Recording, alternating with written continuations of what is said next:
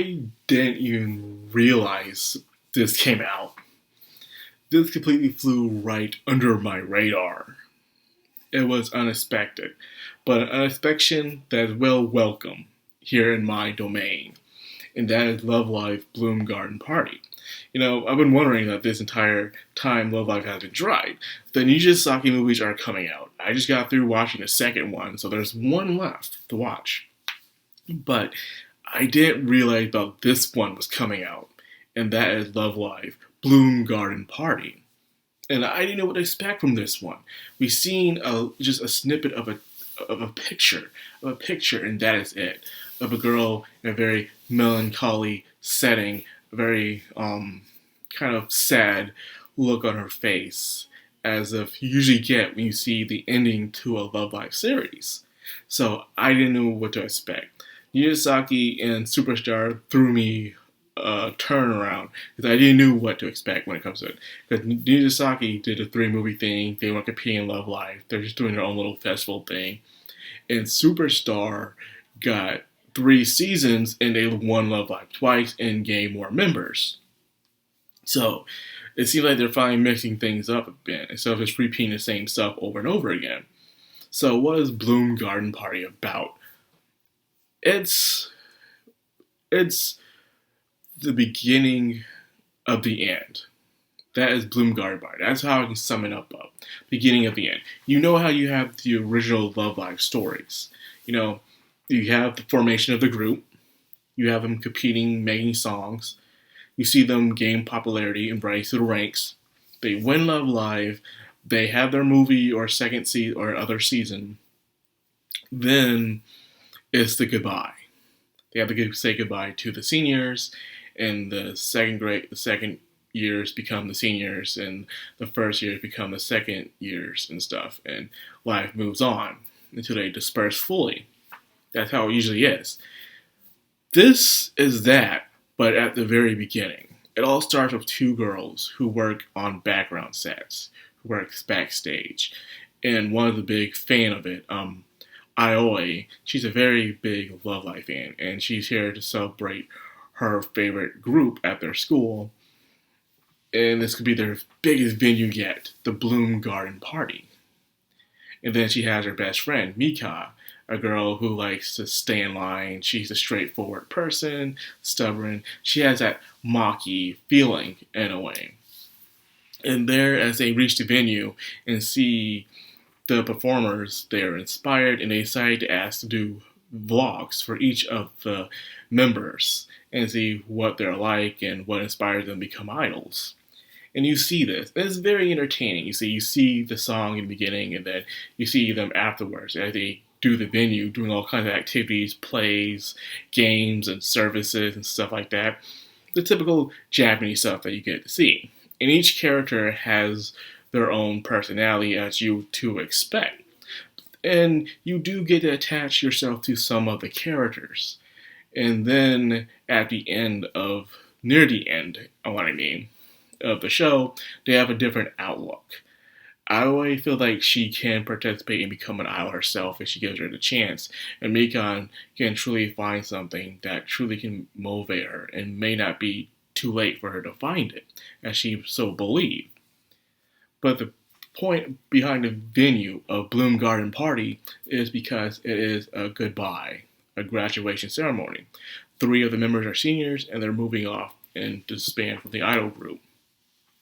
So we got the very ending of a typical Love Live story turned into a movie. Is what we got with this. Because if you've been watching Love Live for a long time, you know that's how it is for each series. The seniors graduate and things change, meaning the group itself has to span. The idol club can stay around, but the group itself moves on. And stuff like that. It's usually a cheerful goodbye. Now the thing is for them doing this, can they make it as impactful as possible as they usually do it? Because with the other series, you had 2 seasons, a movie, or another season to get to know the characters. And since you got to know the characters in those shows, you're able to have more of a tearful goodbye when it finally is settled. But this one, you just met these characters, and you get a couple of minutes around them. But even with those couple of minutes, you were able to see the chemistry of those characters, how they interact with each other, and how they interact and do things on their own as well. So that is that. But the problem is some of them don't stick out as much because it's only a short time. This movie is literally an hour and 14 minutes. Probably the shortest one yet. But it shows how the main leader, the one that everyone says is the shining example of a school idol, how she always has this perfect blooming smile, so beautiful and everything. Turns out she has a bit of sadness behind her. She has some insecurities. She's one of those characters that are put onto a pedestal despite their own feelings. And because of that, she can't be able to show a sign of weakness, is what she believes.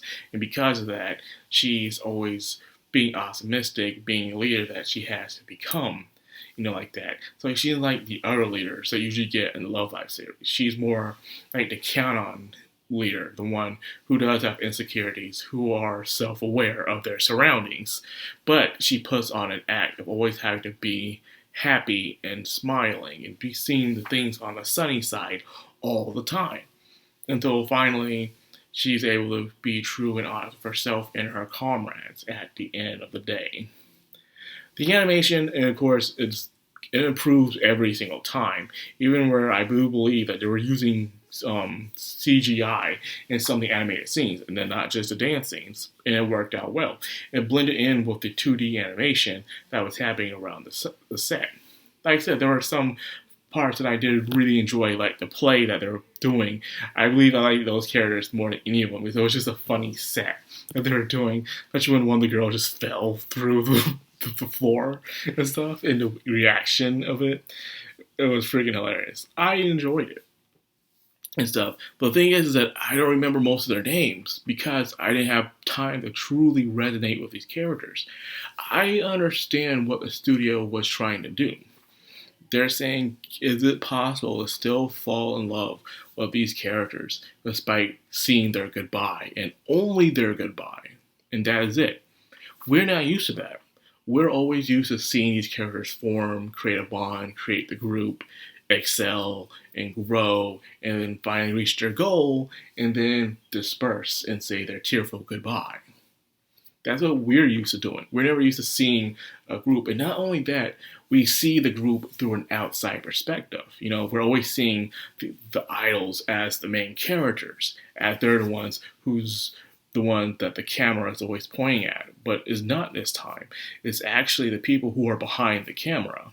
People who aren't in the idol group are the main characters. And seeing their perspective is like someone from the outside looking in.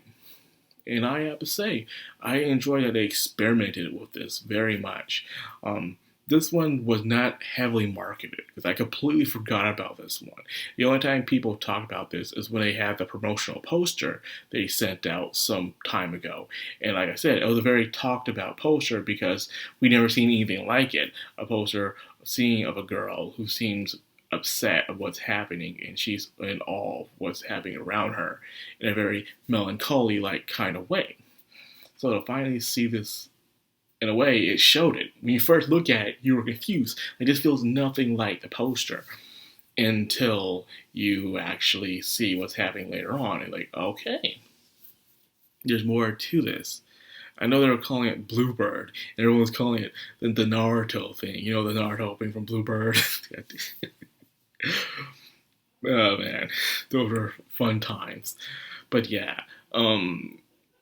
what's just my favorite Love Live movie? It can't. It's probably my least favorite Love Live movie, and I know why. The reason why is because I didn't have time to resonate with the characters. You didn't have time to really know or enjoy the characters. I do like the film for what it is and what it was trying to do, but at the end of the day, I need time to really get to like these characters. Because the thing that makes Love Live great is the characters, and how their personalities bounce off of each other, and how they work together to form this bond to make the perfect idol group. We got the after effect of it. What happens after they accomplished everything, after they set their own legacy and stuff, which is a very good idea, but like I said, I wish we had more, but we don't have more. So it sucks. It really does. But I still enjoy it. The music, I think this was the best animated one so far when it comes to it. You can see the studio Sunrise is getting better and better when it comes to the CGI. Because when you look back and watch the very first one, the very first School Idol Festival one, it is aging. You can see the aging of it, but that's good. It's showing that they're improving as time goes on. And what else more do you want out of a studio but to improve on their skills as well as their tools? But yeah, this was great. It was a surprise, but a surprise welcome all the same. And I can't wait to see what they do next, for that actual other series that we have been waiting to come out by now. And stuff like that. So Nijisaki has one more movie to come out, and as well as a new series that's supposed to show up. So let's see what surprises lay in store down the future of Love Live. The fact that this series is still kicking after all these years is not a surprise, because you got Case Closed, and you even got Fist of No Star, and even Precure still going strong. So why not Love Live? Why not? So anyways, that's all I got for this video. I hope you guys enjoyed. If you did, like, comment, subscribe, and of course, hit that bell icon. This is Madcrownxox, I'm Anime. Signing out.